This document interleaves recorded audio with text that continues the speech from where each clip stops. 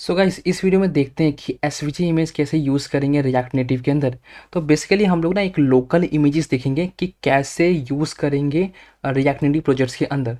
तो अब मैं आ चुका हूँ अपने प्रोजेक्ट के अंदर और यहाँ पे क्या है एसेट्स फोल्डर करके है। तो इसमें क्या करेंगे, एक फोल्डर क्रिएट कर लेंगे इमेजेस नाम से यहाँ पे। ठीक है, अब इस इमेजेस फ़ोल्डर के अंदर मुझे इमेज रखने पड़ेंगे। तो क्या करता हूँ, यहाँ से कोई इमेज पिक कर लेता हूँ। तो मेरे पास 2 इमेज है, इसको कॉपी कर दिया एंड देन हम लोग यहाँ पे पेस्ट कर देंगे। तो देखो हमारे पास क्या है, एक पीएनजी इमेज और एक एसवीजी इमेज है यहाँ पर। तो देखते हैं कि पीएनजी इमेज हम लोग कैसे यूज़ करेंगे। तो जाता हूँ कहाँ हूँ, अपने यहाँ ऐप इमेज के अंदर। तो हमें क्या करना है, इमेज टैग यूज़ करना है यहाँ पे।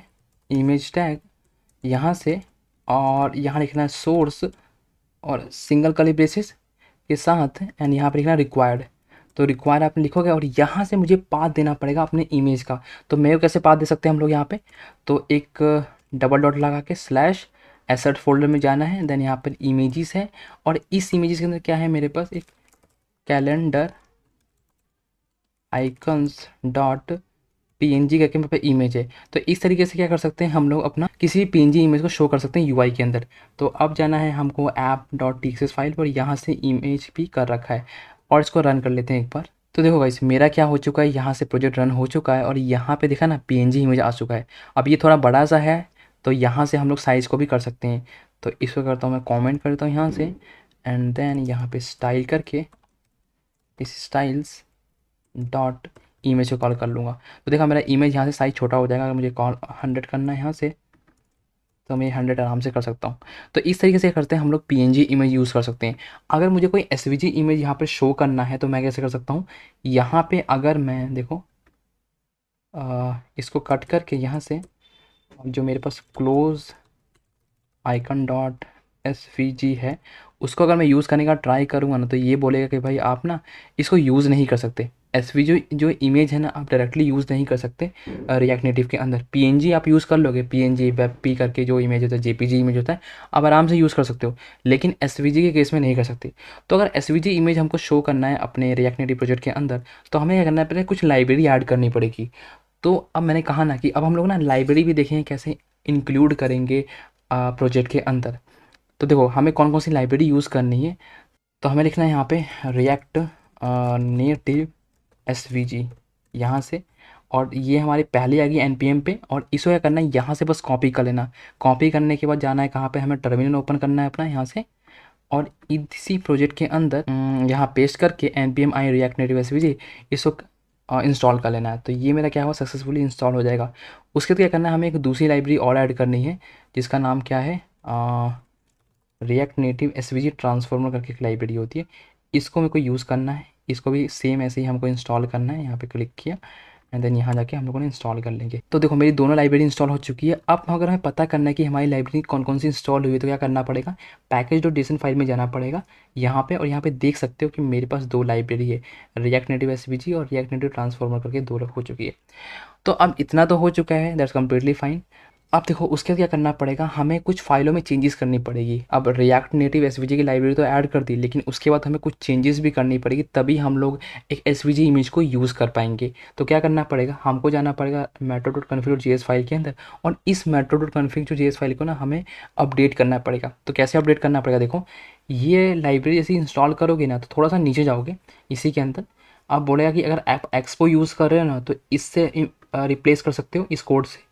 अगर आपका वर्जन रिएक्ट नेटिव का 0.72.1 से अगर बड़ा है तो आपको ये यूज़ करना है, अदरवाइज़ आपको ये वाला यूज़ करना है। तो देखो अगर हमारा रिएक्ट नेटिव का जो भी डिपेंडेंसी है, जो भी वर्जन है, वो 0.77.1 है, तो अब हम क्या करेंगे, अपना ये वाला यूज़ करेंगे। ये तो इसको क्या करना है, बस कॉपी कर लेना, यहाँ से कॉपी कर लिया, कॉपी करके, और ये बस इसको क्या करना है, इसको यहाँ से पेस्ट कर दो, बस। तो मेरा पहला काम हो चुका है। अब देखो उसके बाद मुझे क्या करना है, एक फ़ाइल क्रिएट करनी पड़ेगी। इसके बाद तो कौन सी फ़ाइल क्रिएट करनी है, देखो अगर मैंने यहाँ पे ना एक आर्टिकल भी लिख रखा है किसी भी इमेजेस को कैसे यूज़ करना है रिएक्ट नेटिव के अंदर, तो मैं डिस्क्रिप्शन में लिंक प्रोवाइड करवा दूँगा इस आर्टिकल का भी, यहाँ से भी रेफरेंस ले सकते हो कोई भी। तो इसके लिए क्या करना पड़ेगा, मुझे एक फ़ाइल और क्रिएट करनी पड़ेगी यहाँ से, जिसका नाम क्या है, declaration dot D dot T S file करके, ये वाली। तो इसमें मैं यहाँ पे कॉपी करता हूँ और यहाँ जाता हूँ, एक नई फ़ाइल क्रिएट कर लेते हैं यहाँ पे, इसको एंटर मार लेता हूँ। तो ये मेरी फाइल क्रिएट हो चुकी है।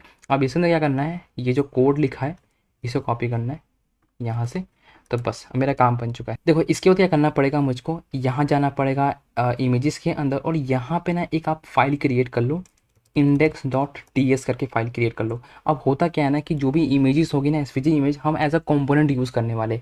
अब कैसे यूज़ करेंगे, देखो यूज़ करने का बहुत ही सिंपल तरीका है इसका। अब यहाँ पे लिखो इम्पोर्ट लिख दो, इम्पोर्ट लिखने के बाद क्या कर दो, जो क्लोज आइकन है ना, आइकन लिखो एंड फ्रॉम पास करके /क्लोज आइकन .svg कर लो।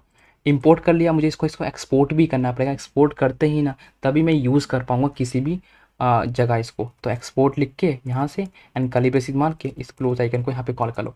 अब क्या है, अब मैं आराम से इस इमेजेस को, इस एसवीजी इमेज को कहीं भी यूज़ कर सकता हूँ। तो कैसे यूज़ करूँगा, देखो अगर मैं जाऊँगा अपने, देखो अब इतना तो काम हो गया, लेकिन एक और स्टेप हमें करना पड़ेगा। कौन सा हो गया, सबसे पहले तो क्या करना पड़ेगा, जब भी आप कोई भी लाइब्रेरी को इंस्टॉल कर रहे हो रिएक्ट नेटिव प्रोजेक्ट के अंदर ना, तो एक बार ना एंड्रॉयड स्टूडियो में जो प्रोजेक्ट को ओपन किया है और जो हमारा इसके अंदर है एक्सकोड के अंदर प्रोजेक्ट है, उसको एक बार आपको ना रिबिल्ड करना पड़ेगा, तभी ये काम करेगा। तो कैसे रिबिल्ड करना है हमको, तो अभी जाना है हमको एंड्रॉयड स्टूडियो में, यहाँ से गए और ये मेरा प्रोजेक्ट ऑलरेडी ओपन हुआ पड़ा है। यहाँ से बस क्या कर दो, इस पर क्लिक कर दो sync project with Gradle files करके, एंड ये मेरा क्या करेगा, सिंक कर देगा प्रोजेक्ट को। तो देखो मेरा प्रोजेक्ट सिंक हो चुका है, और यहाँ पे देखोगे ना मेरे पास एक रिएक्ट नेटिव एसवीजी करके यहाँ पे एक लाइब्रेरी भी बन चुकी है। तो ठीक है, ये वाला मेरा एंड्रॉयड के लिए हो गया। सेम तरीके हम iOS के लिए भी करना पड़ेगा। तो क्या करो, यहाँ से फोल्डर ओपन कर लो। तो देखो अभी मैं क्या हूँ, iOS वाले फोल्डर के अंदर आ गया हूँ अपने, और यहाँ से क्या करो ना, एक पॉड इंस्टॉल लिख दोगे ना यहाँ पे कमांड, बस आपको iOS फ़ोल्डर में जाना है और यहाँ से पॉड इंस्टॉल लिखते ही क्या होगा ना, जो हमारी एसवीजी वाली जो भी लाइब्रेरी है वो यहाँ से इम्प्लीमेंट हो जाएगी। तो ये सब कुछ हो चुका है। अब क्या करता हूँ, एक बार दोबारा से ना इस प्रोजेक्ट को रन कर लो। तो देखो मेरा प्रोजेक्ट रन यहाँ पे हो चुका है ईजिली। अब अगर मेरे को जाना है कहाँ पर है, अपने यहाँ पे app.txt फाइल में, यहाँ से इमेज को ओपन कर लूँगा और इसको करता हूँ कोड को कमेंट करता हूँ। अगर मुझे कोई एसवीजी इमेज यूज़ करना है, ये वाला क्लोज आइकन वाला, तो कैसे करूँगा, यहाँ पे क्लोज आइकन लिख दूंगा, बस काम खत्म मेरा। अब अगर मैं क्लोज आइकन लिखते हैं, देखो यहाँ पे आप ऊपर देख सकते हो कि मेरा जो क्लोज का आइकन था यहाँ पे आ चुका है। अब कैसे हुआ, यहाँ पे जो क्लोज आइकन मैंने वहाँ पे एक्सपोर्ट का लिखा था कोड index.ts फाइल के अंदर यहाँ पे, तो इसी को मैंने क्या किया, यहाँ पे इंपोर्ट कर लिया। तो कोई भी अगर एसवीजी इमेज आती है ना, तो आपको इस तरीके से यूज़ करना है। आपने एसवीजी इमेज यहाँ पे रख दिया, इमेज फोल्डर के अंदर या आइकन फोल्डर के अंदर कोई भी, और यहाँ से index.ts फाइल लिखनी है एंड इस तरीके से आपको इंपोर्ट और एक्सपोर्ट करना है। और इस इमेज को कैसे इंपोर्ट कर सकते हो, एज अ कंपोनेंट यूज़ कर सकते हो इस तरीके से। ठीक है, अगर मुझे इसको साइज़ इंक्रीज़ करना है, विड्थ हाइट यहाँ पे, तो इसको विड्थ करके भी होता है। जैसे मान लो मैं 100 पास कर देता हूँ और हाइट में करता हूँ 100 पास कर देता हूँ इस तरीके से, तो मेरी विड्थ और हाइट भी इंक्रीज़ हो जाएगी। यहाँ पे अगर मुझे इसका कलर भी चेंज करना है, तो मैं यहाँ से क्या कर सकता हूँ, एक कलर करके होता है, तो यहाँ पे भी हम लोग चेंज कर सकते हैं।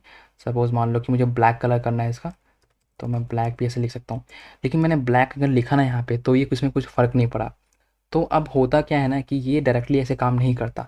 आप विड्थ हाइट इंक्रीज़ कर सकते हो, लेकिन आपका जो ये कलर है ना वो चेंज अभी नहीं कर सकते। तो अगर आपको कलर चेंज करना है किसी भी आइकन का, किसी भी एसवीजी आइकन का, इमेज का, तो आप कैसे कर सकते हो, देखो कुछ नहीं करना होता। index.ts फाइल में आ जाओ ऐसे करके, और इस क्लोज आइकन से एक ना क्लिक कर दो। जब आप क्लिक करोगे ना, तो देखो यहाँ पे ना इसको हल्का से स्क्रॉल करते रहना। स्क्रॉल करोगे यहाँ पे और आखिरी में जाओगे, यहाँ पे लिखा है फिल कलर। तो फिल में क्या लिखा है ना, ऑलरेडी इसने फिल कलर दे रखा है हमको डिफ़ॉल्ट। अब आप इसको चेंज नहीं कर सकते। अगर आपको चेंज करना तो क्या करना पड़ेगा, कुछ नहीं करना। यहाँ पे ना बस क्या करो, तो यहाँ लिखना मुझे पड़ेगा करंट कलर लिख देना इस तरीके से, कैमल केस में लिखना है और मेरा काम बन जाएगा। यहाँ पे जैसे ही मैंने करंट कलर लिखा ना यहाँ पे, तो देखो गाइस ये मेरा जो आइकन था ना ये ब्लैक आ चुका है। तो इस तरीके से क्या कर सकते हो आप, किसी भी एसवीजी का आइकन का कलर चेंज करना है तो आप यहाँ से कर सकते हो। बस फील्ड में क्या करना है, आपको करंट कलर चेंज कर देना है। ठीक है, तो इस तरीके से हम लोग यूज़ करते हैं। और अगर सेम वे में हम क्या कर सकते हैं कि iOS के अंदर भी यूज़ कर सकते हैं, बट iOS का भी चला नहीं है, तो iOS का भी एक बार रन कर लेते हैं। यहाँ पे जैसे हमारा एक्सकोड यहाँ पर iOS में प्रोजेक्ट रन हो चुका है और इस तरीके से हमारा आइकन दिख रहा है। तो I think all sorted okay. अगर कभी भी आपको एसवीजी आइकन यूज़ करना है तो आप इस तरीके से कर सकते हैं। तो रिकमेंड तो हमेशा ये रहेगा कि आप एसवीजी इमेज आइकन यूज़ करो प्रोजेक्ट के अंदर। ठीक है।